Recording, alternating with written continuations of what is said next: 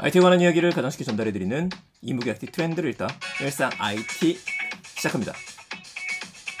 안녕하세요. 이무기 IT 트렌드를 읽다 일상 IT 시간입니다. 어제 제가 방송을 올리면서 부탁을 좀 드렸었죠. 모금기를 지금 2개 정도를 쓰고 있는데 하나는 그냥 이어지고 있는 마이크죠. 마이크를 쓰고 있고 또 한 가지는 무선 마이크를 최근에 구입한 게 있어갖고 그걸로다가 전해드렸었어요. 근데 지난번에 한번 들어보니까 목소리가 잠깐 깨지는 것 같고 울리더라고요. 그래서 유선으로 다시 바꿔보면서 확인을 부탁드렸었는데 많은 분들께서 차라리 유선이 낫다 라고 이야기를 해주셔가지고 유선을 당연히 쓸 수 없구나, 계속 이 유선을 사용하기로 마음먹었습니다. 자, 또 한 가지는 댓글 달아주신 분들 중에서 김대원님하고 오엠님 감사합니다. 이 목소리가 너무 작게 들려서 볼륨을 크게 키우게 된다는 말씀을 주셨어요. 이런 것들 의견 굉장히 감사합니다. 왜냐면은 저도 녹음만 하고 지금 촬영만 하다 보니까 듣기는 듣는데 제가 듣는 환경에서는 좀 크게 들리는 편이거든요. 근데 여러분들께서 출퇴근 시간에 들으실 때에는 아무래도 제가 볼륨을 작게 녹음한 것 같아갖고 오늘 방송 같은 경우에는 마이크를 지금 상당히 올려놓은 상태예요, 볼륨을. 그래서 한번 확인하신 다음에 이것도 이상이 있는지 괜찮은지 확인 댓글 괜찮으시면 남겨주셨으면 좋겠습니다. 자, 그럼 바로 오늘 이야기 시작하도록 하죠. 첫 번째 이야기는 소니의 헤일로 게임사 인수 이야기입니다. 지난번에 우리 마이크로소프트가 블리자드를 인수했었죠. 인수하고 난 다음에 이번 주까지 계속 기사가 뜨는 게 메타버스와 관련해서 인수를 한 거다, 아니다, 좀 복잡하게 얘기가 나옵니다. 근데 이거보다도 상처 입었었던 거는 당시에 소니였었어요. 소니 같은 경우에 거의 뭐 13%에서 15% 정도 주가가 빠지게 되면서 폭락했다라는 이야기까지 들었었습니다. 굴욕이란 표현까지 나왔을 정도였었고 소니의 미래가 좀 어둡다, 왜냐면 블리자드 게임이 다 빠질 테니까요, 이런 얘기까지 나왔었는데 이번엔 소니에서 약간 반격을 한 것 같은 그림이 그려졌어요. 이게 뭐 호사가들하고 이야기하시는 분들이 굉장히 좋아하는 스토리죠. 반격하고 싸우고 이런 거 좋아하잖아요. 자, 소니가 인수한 회사가 게임 개발사 중에 번지라는 회사예요. 이 번지라는 회사를 36억 달러, 약 4조 3,600억 가량에 인수를 했습니다. 꽤 크죠. 이 회사가 어떤 회사냐면은 아마 여러분들께서 처음 들어보시는 분들도 계실 것 같아요. 게임을 잘 모르시거나 좋아하지 않으신다고 하면은요. 이 회사는 지금 데스티니 시리즈를 만드는 회사이고 사실 이거보다 더 유명한 건 뭐냐면은 헤일로 시리즈입니다. 그 헤일로 시리즈를 만든 회사를 인수를 했어요. 이게 또 스토리가 재밌는 게 그 헤일로는 참고로 그 엑스박스에서 굉장히 유명한 게임입니다. 엑스박스 같은 경우에는 마이크로소프트 거죠. 이 번지라는 회사가 MS 인수가 됐다가 2007년도 꽤 오래됐어요. 그때 독립을 했었어요. 그 회사를 다시 소니가 인수를 한 겁니다. 그러니까 어떻게 보자라면은 MS의 내부 상황이라든지 MS하고 많은 합을 맞춰봤던 회사를 인수하게 된 거죠. 심장에 있던 회사를 꺼내왔다, 이렇게도 좀 표현할 수 있을 것 같습니다.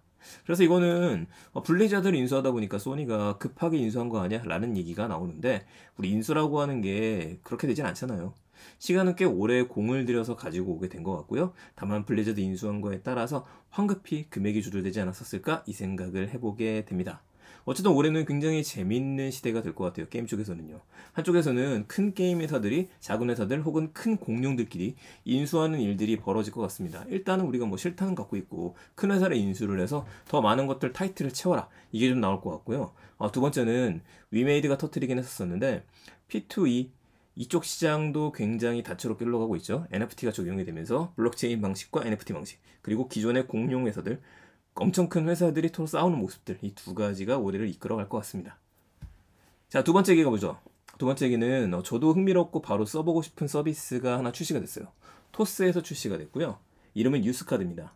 이거 좀 제가 스토리를 따라가다 보니까 11월 달에 먼저 얘기가 나왔었고 12월 달에 출시가 됐어요. 그런데 지금 언론에 더 많이 노출이 된 게 1월 달부터 노출이 돼서 2월까지 이어지고 있는 겁니다.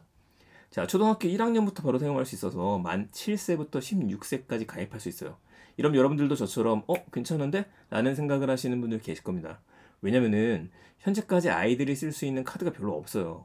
카카오뱅크 미니 지난번에 한번 소개했었는데 이거 같은 경우에도 만 14세 이상이어야지만 가능합니다. 그러니까 중학생 정도는 돼야지만 그때부터 본인의 체크카드, 자기 명의로 된 걸 가지고 다닐 수 있죠. 그래서 어떤 분들 같은 경우에는 카카오페이 카드를 받고 난 다음에 카카오페이 도인 거를 아이들한테 줘가지고 거기에 용돈을 넣어주시는 분들도 있으세요. 이런 것도 괜찮긴 합니다만 그래도 요즘 카카오페이를 쓸 때도 많아지다 보니까 그러면은 이제 마이데이터 자산관리 이런 것까지 하게 되면은 아이 거하고 어른 거하고 섞이는 일도 벌어지게 되거든요. 그렇다고 해서 아이들한테, 초등학생입니다, 이번에 뭐 설날 끝나고 나서 용돈을 준다라고 했을 때에도 예전이야 우리가 용돈 받게 되면 지갑에 넣어놓고 쓰고 이런 걸 뗐었지만 요즘은 그렇지 않잖아요. 지하철을 타려고 그래도 다들 체크카드로 띡 하고 찍고 들어가는데 이거 어떻게 할 거냐. 좀 굉장히 골치 아프거든요. 근데 이 부분이 해결이 될 것 같습니다. 멋지죠? 충전할 쓰는 방식이라서 하루에 50만원, 월 200만원까지 결제할 수 있어요. 이 부분은 저도 실제 발급을 한번 해보려고 합니다. 그래서 그거를 하면서 다시 한번 영상을 만들어 보는 걸로 하고요. 일단은 왜 서비스를 내놨는지만 생각해보죠. 토스 입장에서는 우선 부모님 세대를 공략해서 잡을 수가 있겠죠. 자, 두 번째, 아이들이 초등학생 애들도 요즘에 카드 탔으니까요. 어렸을 때부터 이런 토스 서비스를 이용을 하고 이건 내 거다 라는 걸 계속 심어주는 거예요.